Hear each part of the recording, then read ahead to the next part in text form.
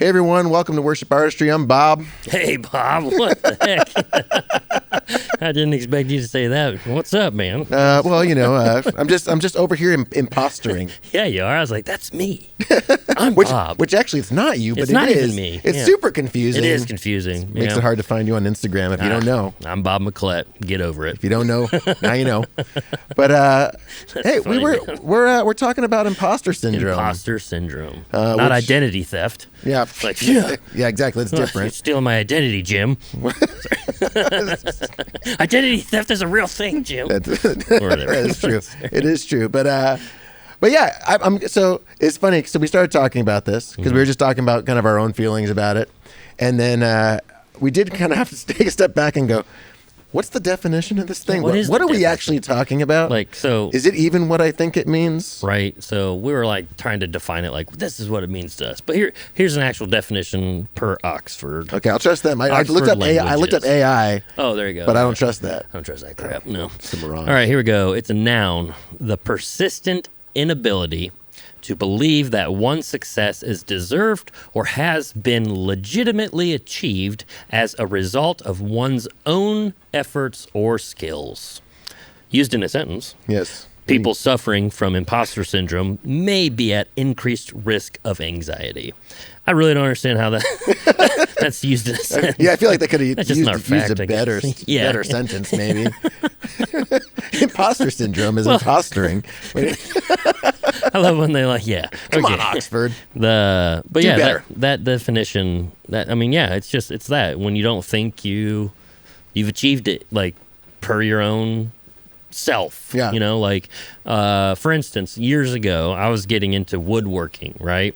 Because the only reason why is I was poor. I couldn't afford this certain table my wife wanted, and I was thinking I could build it. I was in construction.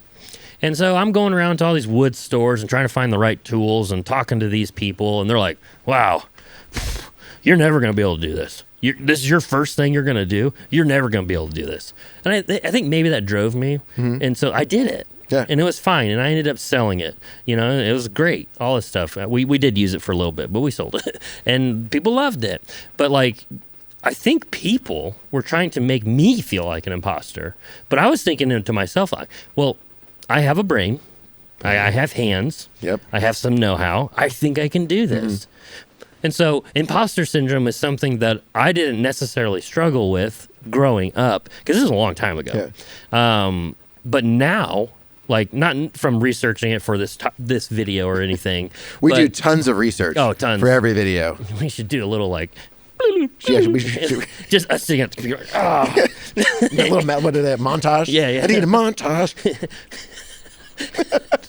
We could just water being poured on our face. Sweating. Imposter syndrome. I think for me, a lot of people were putting you're the imposter because you didn't do your due diligence. You're just wanting to make this thing, but you've never made a birdhouse before. What? Why do you want to make a house before you can make a birdhouse? No, I didn't want to make a house, but I was trying to run before I could crawl effectively. Yeah. And I did it, and it was fine. Sure, it wasn't grade A craftsmanship, but it worked. Right. It was fine. And so I really started getting into it around then because my wife, too, started doing stuff that she's making, but it's kind of like a saturated market. Well, here's the truth. Lean in. Everything's saturated. Yep. Get over it. That's a fact. Everything is. And so she was getting into this market that she thought was saturated and all this other stuff. And she would just be so down, what's wrong? Well, I just feel like such an imposter. Mm-hmm. I'm like, why though? What do I have to give to people?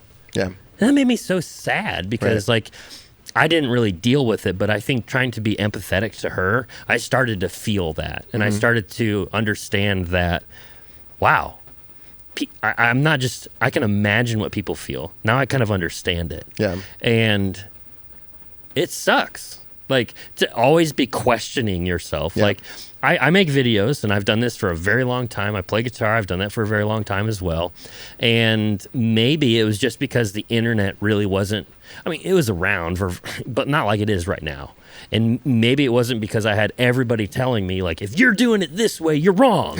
Or if you don't do it my way, then, you stink. 5 things you need to be doing right now. Yeah, right. Stop yelling at me. Stop. And so I think I just didn't have issues with the mental side of creation. It was because I was actively told, like, hey, good job. Yeah. That was awesome what you did. But now 1,000 videos come at us every second. And we're like, damn, that was so cool. Man, that was so cool. But, like, we have to one-up ourselves every single time. Well, it's funny because I made a very clear decision when I left high school. I went to college. And when I made that move, I was like, it's a chance to reset. Yeah. Right? You're going from, this is how I've been my whole life, and now all of a sudden I'm leaving home, and I'm going to be around a bunch of people that know me. Like, who do I want to be? Right, yeah. And I decided very intentionally, I'm going to walk around and assume that everybody likes me. And I did it because I always felt like, I was like, oh, you know what? I always feel like I don't want to bother you. I don't want to be in your way. Yep. Am I even invited to this conversation? I don't know. Like, yeah, you're just invited with everybody else, man. Like, but you didn't personally, like, it was like, I don't know if I belong. Yeah. And so I decided to just go, I bet you people don't really react very well to that. I should just assume everybody wants me there. Sure. And it was amazing at how people responded to that. It really did it changed the way that I thought. And then when I saw people respond, I started responding differently and actually believing, I have something to offer, and like I'm a valuable person, and hey, I belong here just as much as anybody. Yeah. But it's crazy in doing that. That still can be shaken, right? Like you can start believing that thing. Like I realize I'm 45 now. What? I feel like why do I look older than you? Says you can grow a beard, and I can't. We've been through this. Stress. All right.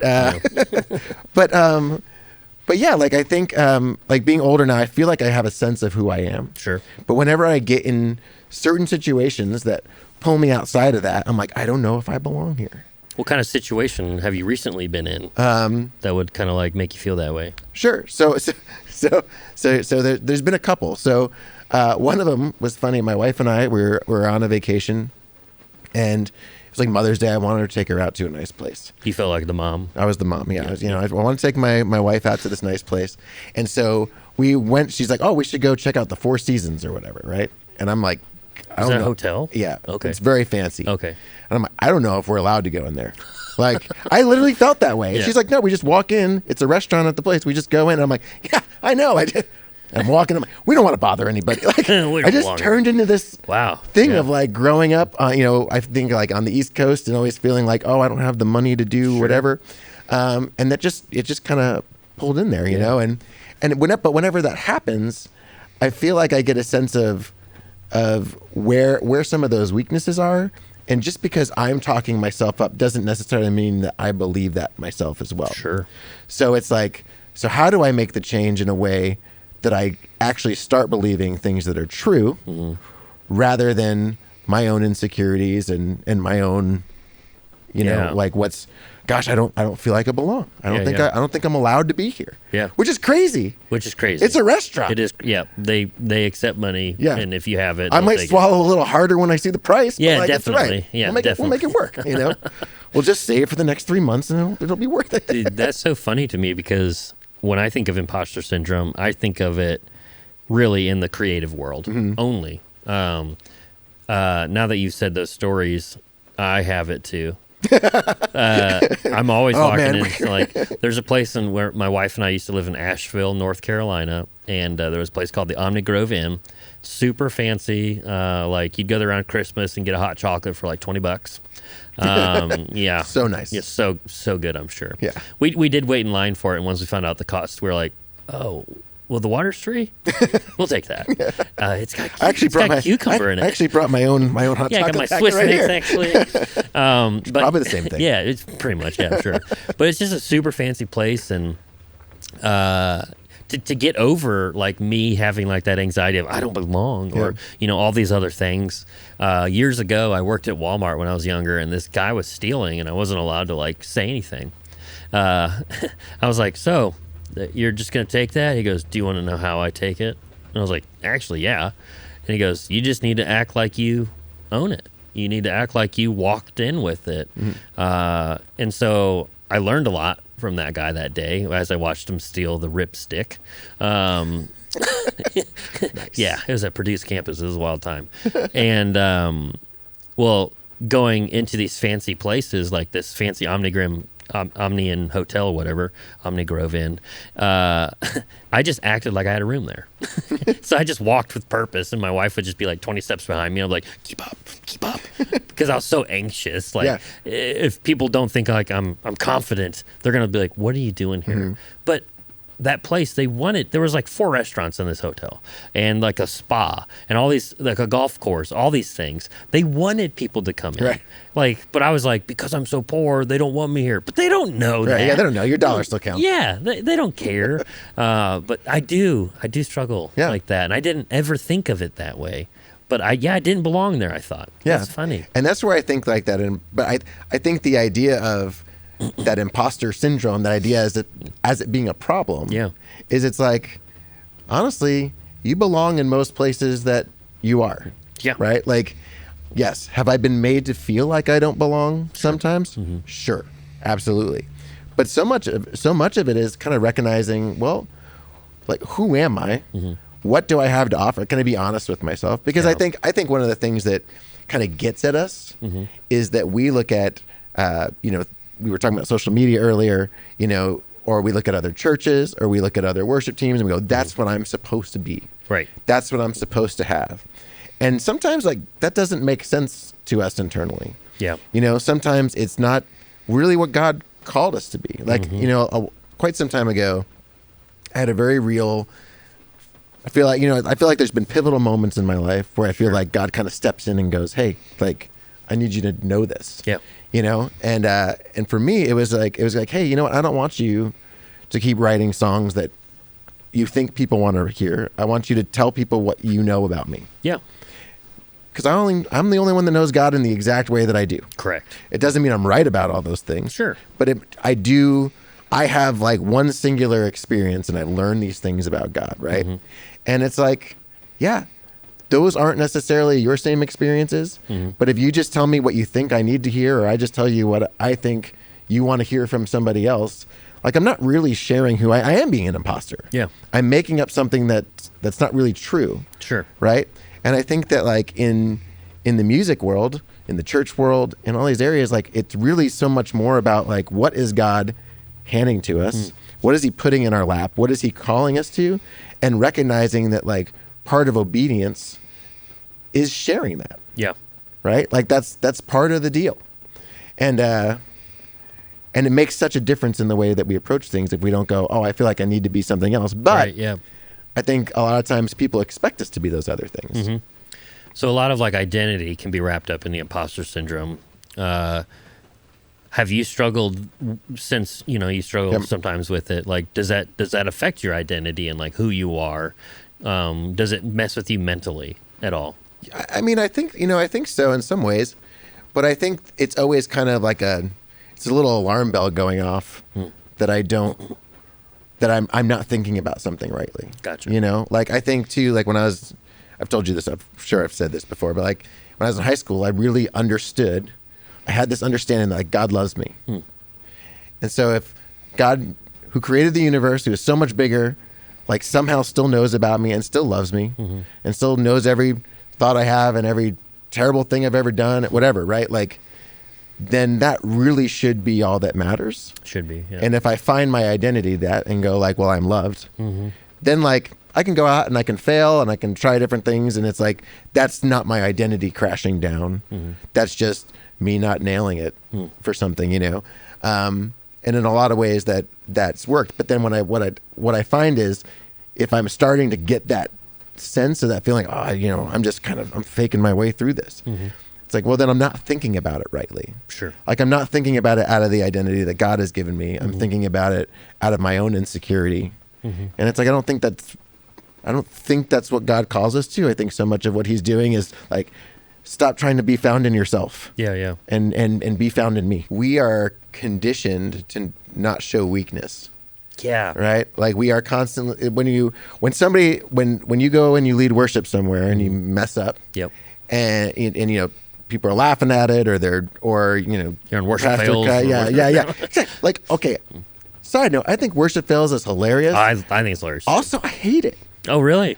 From the standpoint of it's just like, yeah, I mean, everyone's just trying. Yeah, everyone's just trying. You know, and the guy whoever runs that account, like, clearly has that vibe about it. Sure. You know, they're not like crapping on the people for doing it. But there is kind of this like, haha, you messed up. Yeah, you know, even like my kids will talk, you know, like one of the things that they'll say is like, oh, that guy's a tryhard. You're like, what else do you want him to do?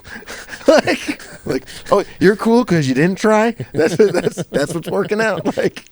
Like that idea is just, it's funny to me. Yep. But I think there's a thought that we have in our head that tells us I should be this. Yeah. Like I can't be a singer unless I am like an American Idol singer. Sure. Is that even a show anymore? I don't know. Honestly, I think it is. It goes back. Yeah, I don't know. Like Survivor. You know, somewhere I'm going to be a diva. You know, it's like not everybody can be Beyonce or whatever, right?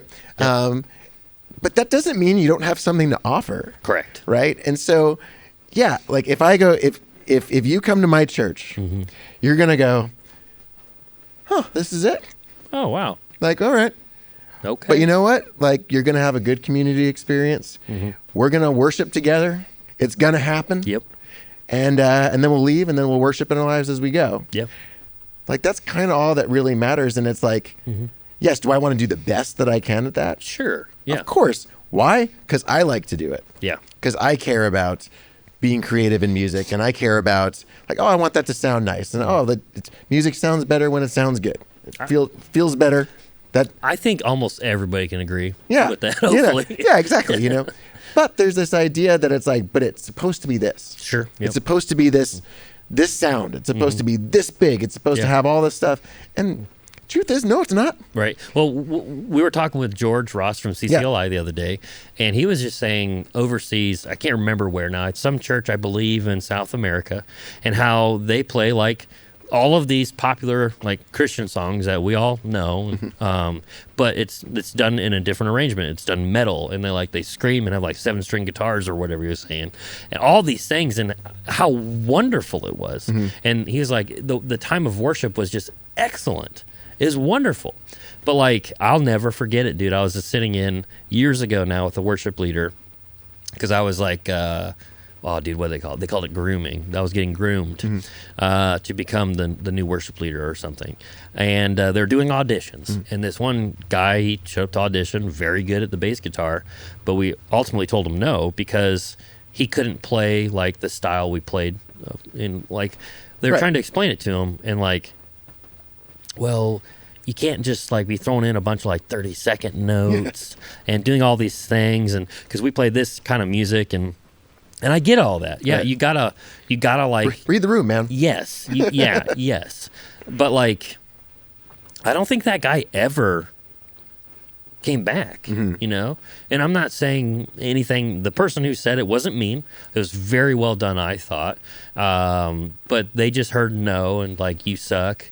And like, it's not our style. Right. And I remember they were asking, but like, I can't remember, but Mercy Me does like these kinds of things or something. And I was like, well, that's great. We don't play Mercy Me, you know?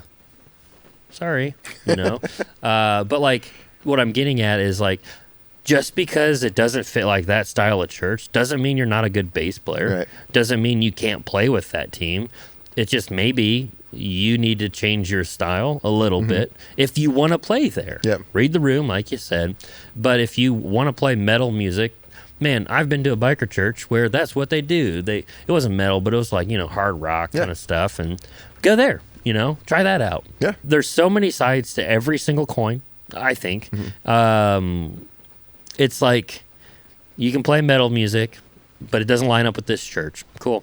That doesn't mean you're bad. Doesn't mean you're like, if you do choose to not play metal guitar at your church, that doesn't mean you're an imposter either then. Right, yeah. Does that make sense? It's like, I don't know. Music is just so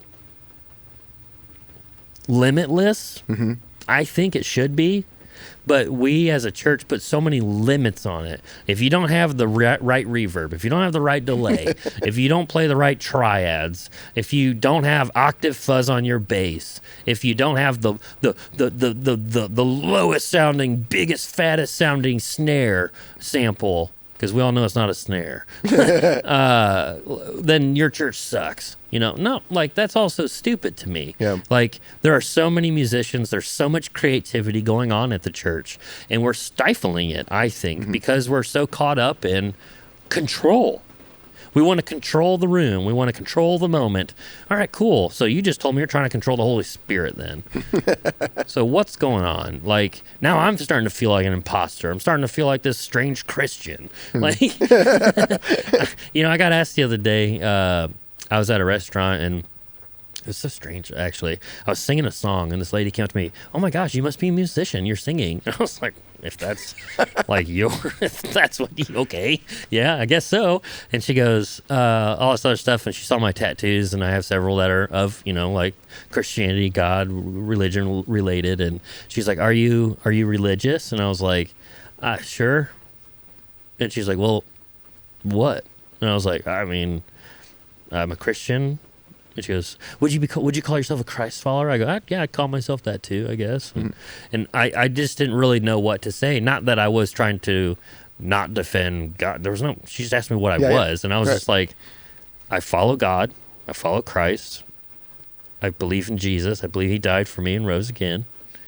I guess that's called Christianity. And you'll just say this prayer. Yeah, right? But I really didn't know what to say, because I was like, throughout church, I've been told so many things. Like, I went to this church. Well, we were that kind of Christian. We went to this church, and I was that kind of Christian. We went to this church, and then, well, they didn't believe any of those things. They didn't even baptize fully, submerged. What? So, okay, I'm honestly starting to feel like an imposter right now, maybe. It's like, I'm starting to think about all my past experiences at the church, and I don't even know who I am anymore. But what I do know truly is that God loves me, and that he wants me. He cares for me. He wants what's best for me. Sometimes what's best for me really hurts. Yep. My dad died. Do you think I think that was best for me? I don't. One day I probably will, though. But what I can tell you already is the last 3 years he's been dead, there's been so much more fruit in my life as far as happiness and joy. Why? I've been so more downcast and angry than I've ever been. I've been so upset he's dead. But there's so much more. I appreciate that. Yeah. There's been so much more joy and happiness. Yeah. Why? I guess, talking about imposter syndrome, I do feel like one, because I know how angry I am. Sometimes at God. But all he's done has shown me happiness and joy. And I'm like, why? What are you doing this for? And he's like, because I'm softening you. Yeah. I'm trying to make you better. I care for you. I don't care that you're upset with me right now. I'm sorry, maybe. And obviously I'm not speaking for God. That's just kind of how I talk with him and imagine, how he feels. I ask him and stuff, but I'm sorry. I don't hear it sometimes, And I think, it's okay to admit those things, because that helps us get away from the imposter syndrome. For the longest time, I wouldn't raise my hands in worship.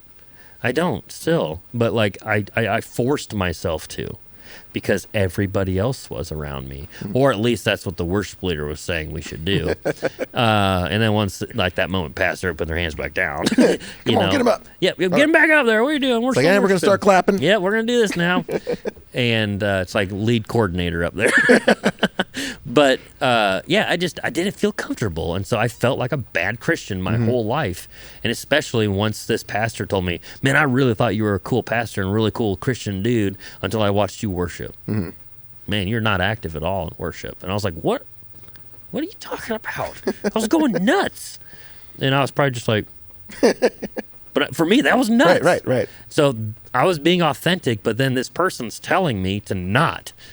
be authentic. Right. I need to be more like him. Yeah. No, that's called projection, sir. Like you're projecting these feelings you have onto me, and I think the church needs to stop that. Well, it's interesting because I think one of the reasons why we do kind of fake it, Yeah. right, is because we believe that that we're not supposed to fail. Yeah. Right. Yep. You know, and it's funny because like I look at my kids. They have very different responses to failure. You know, my youngest is a lot more like me. Like I don't want to fail in front of people. Sure. Yeah. You know, I want to fail in private a bunch. Yep. Knowing that will eventually get me to where I'm like, I probably won't fail real bad. Yeah. In front of everybody. Yep. Right. So I like to practice. Yeah. That's right. Whether it's with music or whether it's, you know, even just thinking about making videos and stuff that we've been making, you know, like, man, dude, you want to talk about an imposter? When I went from like, oh, I'm just teaching tutorials on worship artistry in front of this white background with a system that I know and understand and I'm very good at. And then now let's set up 3 cameras and put on lights. And I'm just going to stand here and be like, you didn't say that right. Like, I gotta go. I'll be right back. I gotta run. Yeah. But the thing is, then you realize in the moment, like, no, it's okay that I fail at this, Yep. or that I don't do this as well as I want to, Sure. because I'm moving in a direction, Yep. right? And it's like what imposter syndrome does is it keeps you from taking risks, Correct. and keeps you from growing. Yeah. Like it's like, yeah, dude, I can totally stay and do exactly what I always do, Yep.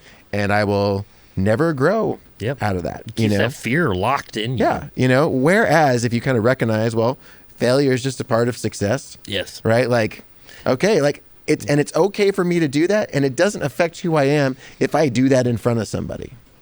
Right? Like, because what am I protecting? I'm protecting my own ego. Yep. I'm not protecting God's reputation. No. Or anything like that. You know, he's doing fine. He'll do Yeah, fine. he can defend himself. Yeah. He doesn't need me for that. But No. I do think that there is that fear, right? Or that thing of like, I have to live up to this. I mean, dude, I have been writing songs forever.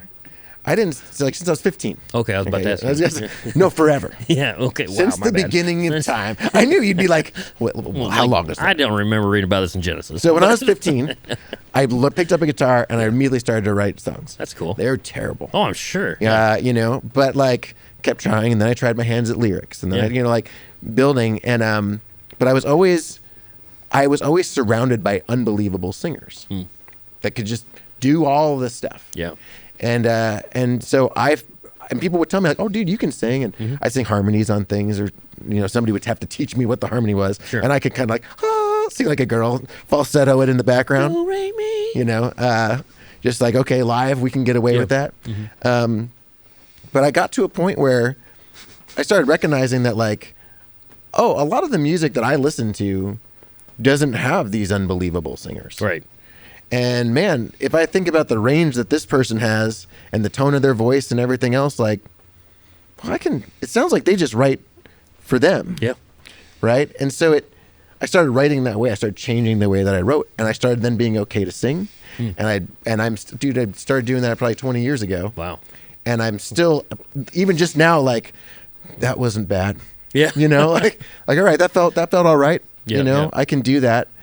But like, I had to be bad for so long. Oh, yeah. And put myself out there, and people around me were like, this is great. Yeah, sure. You know? But like, if I just said, well, no, the only voice is the person that's on the voice. And the only way to sing a worship song is that we go from a low octave to a high octave. Oh, yeah. And that we have to be belting at the top of our range all the time, because that is what worship is. Right. I wouldn't be a worship leader. Correct. Right. And I wouldn't have the group of people that feel at home when I lead them in worship. Yeah. And it's like, and if all I did was just go, well, I'm an imposter because I can't really sing. Right. I told myself that a million times. It's like, I can't sing. I can't Oh, yeah. sing. I've heard you say it many times. Yeah, I still say it, right? Yeah, all the yeah. time. And it's like, but I can. Oh, yeah, you can. I just sing like me. Correct. And like, that's okay. It is. And for some people, they're like, oh, thank God I don't have to like stretch like Yeah, crazy right. every Sunday. Yeah. Like, we can just sing the songs that you write. Yeah. Because like, I figure if you can sing my songs, you can sing. You can sing about anything. You can sing and you'll do fine. Yep. Right? And so it's that fear of failure and that fear of like, I don't have something to offer. And like, hear us tell you, yes, you do. Oh, you do. You Definitely. do. Yeah. You have something to offer. And it's like, God has made you to offer something. Oh, yeah. And it's like, what is it? You know? So if you find yourself really struggling with that and wondering like, what, like, I can't possibly. Do you think about the fact Like Tiger Woods had a coach. Yeah, definitely. You know, Yeah. like was that guy like, I'm better than Tiger Woods? No, Probably not. I don't think he thought that. Probably- Whoever that was. Maybe for a little bit. Yeah, like maybe. when he was a I kid. got this when he was 5. You know, maybe now. Yeah, maybe not. But yeah, there's- yeah. You know what I mean? Like there's Yep. just we all have things to offer each other. Yeah. And I think if you like build a relationship with people and you are the kind of voice that can offer that, Yep. you're kind of missing out if you're not. Oh, dude. You know, definitely. so yeah, you're imperfect. So is everybody else. You are a child of God. Good. That is who you are. Yes. You know, we have all the other stuff. Yep. Doesn't matter. Like Fluff. you are a child of God. God loves you. He loves you. And if that's the case, then you kind of like, you are in his hands. Yeah. Right. And so you have a place to fall. Yep. And turns out like it's not really all about you anyway. No. So I think, once we kind of let go of that idea of like, Nick, we have this video has to be perfect. This video is going to be seen by millions of people. And you know what? And everybody who sees it is going to do everything that we say. Everything. And so we are under so much responsibility to do everything perfect. Like, what? No. What are you talking about? Yeah. I'm literally sitting here going, most people probably aren't going to make it this far in the video. No. That's Yeah. what I'm thinking. They'll have already commented and told us what they think about Yeah, it. and how we're But like the reality. It is. The reality of the world is that it's really not about you. Yep. The reality of the world is that you are loved and that you are a child of God. Yep. And the reality of that is like, so it's okay. It is okay. Like you're okay. You're not going to break anything. No.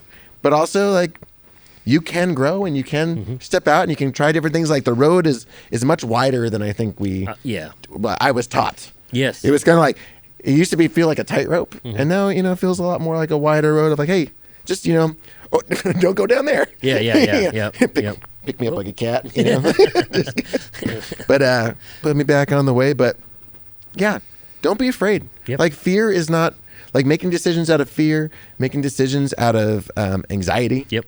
That stuff is all just a wrong. Like it's trying to find ways to fix this thing that is probably not the thing. Correct. If yeah. that makes sense. But hey, if this is like, kind of like ringing a bell with you, we'd appreciate if you rang our bell. Oh, very to be- nice. There we are.